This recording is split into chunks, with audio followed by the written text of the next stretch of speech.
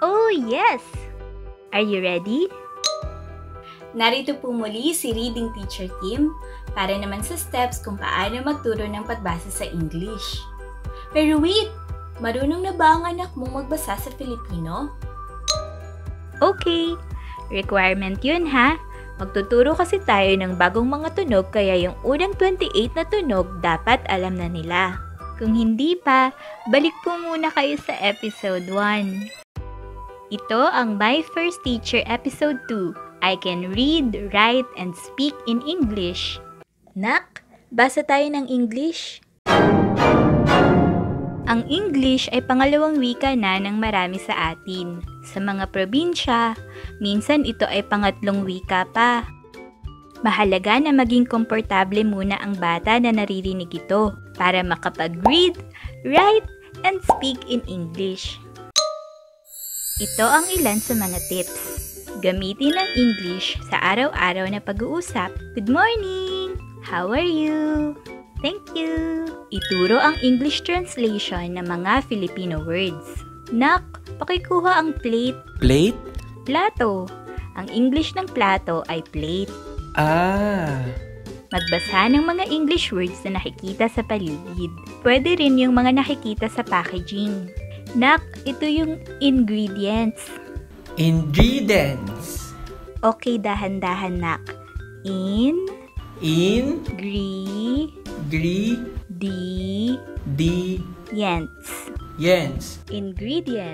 Ingredients. Hehehe. Manood ng mga palabas na English ang salita. Siyempre, dapat kasama po kayo para magpaliwanag at masigurado rin na angkop sa edad nila ang palabas. Hello, Mommy. Oh wow, German accent. Makinig at kumanta ng mga English nursery rhymes at songs. Jack and Jill went up the hill. Ang tawag po sa mga ito ay incidental learning. Hindi natin sinasadya, pero natututo sila. Mahalagang nakakarinig sila ng English para matuto silang isalita ito. Dahil kung hindi nila ito na isasalita, paano pa nila ito mababasa? Kung may naisip pa po kayong tips para sa kapwa My First Teachers, comment lang below. Kung komportable na ang inyong anak sa English, handa na tayong magturo ng pagbasa nito gamit ang rekomendasyon ng Department of Education. Word families. Ang mga English words ay ginugrupo ayon sa pagkakatulad ng tunog o ng kombinasyon ng mga letra.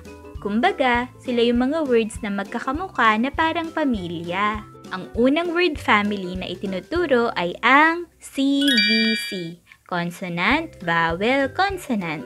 Katulad ng mga sumusunod. Ito ang 5 simple steps kung paano ito ituro. Step 1. Introduce the word family. I-review ang mga tunog ng word families na ituturo. Ano ang tunog nito? A. Ito. Pag magkasama, R. ang mga salitang babasahin natin ay mga salita sa R family. Ibig sabihin, lahat ito ay nagtatapos sa R. Step 2. Read words. Dagdagan natin ang R ng letters sa unahan. K-R, car. B-R, bar. Gamit ang paraang ako, tayo, ikaw na itinuro ko nung episode 1, basahin ang mga salita sa R family. Sa English booklet, nakahanda na ang mga ito. Sa mga salitang bago sa estudyante, mahalagang maipaliwanag kung ano ang mga ito. Alam mo ba kung ano yung rag? Hindi po. Base sa picture, ano kaya yung rag? Basahan po? Ano kaya yung far? Base sa picture. Naglalakad? O sige, gamitin ko sa sentence. The house is far. Malayo. Far, ibig sabihin, malayo. Step 3. Introduce memory words. Ang memory words ay tulad ng salitandaan sa Filipino. Kailangang tandaan, madalas mabasa, at tumutulong makabuo ng phrases at sentences. Ganito po kung paano ituro. And-D. Anong basa? And. And. Very good. In. And. Okay, very good. Ngayon naman, pikit kayo. Pikit na. Close your eyes. Tapos isusulat sa hangin yung spelling ng and. O, mamaya na yan. Okay. O, sulat sa hangin. Anong letter? Una.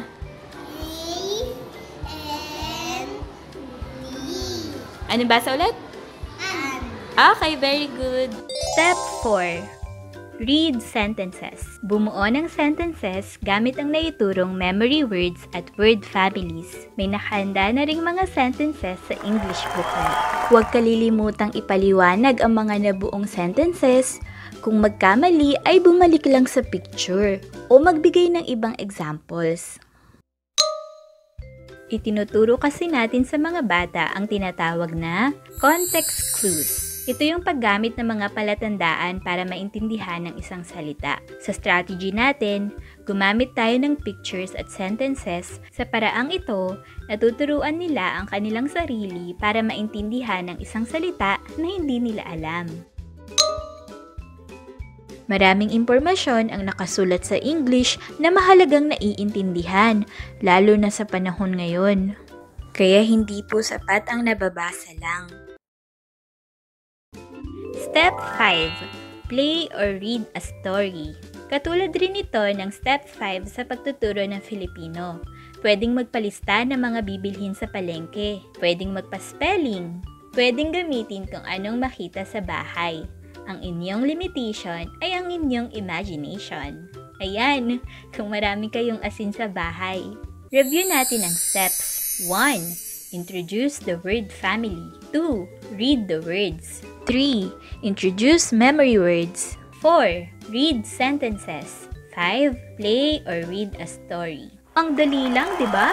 Sa susunod na mini-episode, i-share ko naman kung paano ituro ang ibang word families tulad ng Magic E, digraphs, at blends. Bago mo lang ba ito narinig? Huwag mag-alala, ipapaliwanag ko ang mga yan. At huwag mahihiyang magtanong!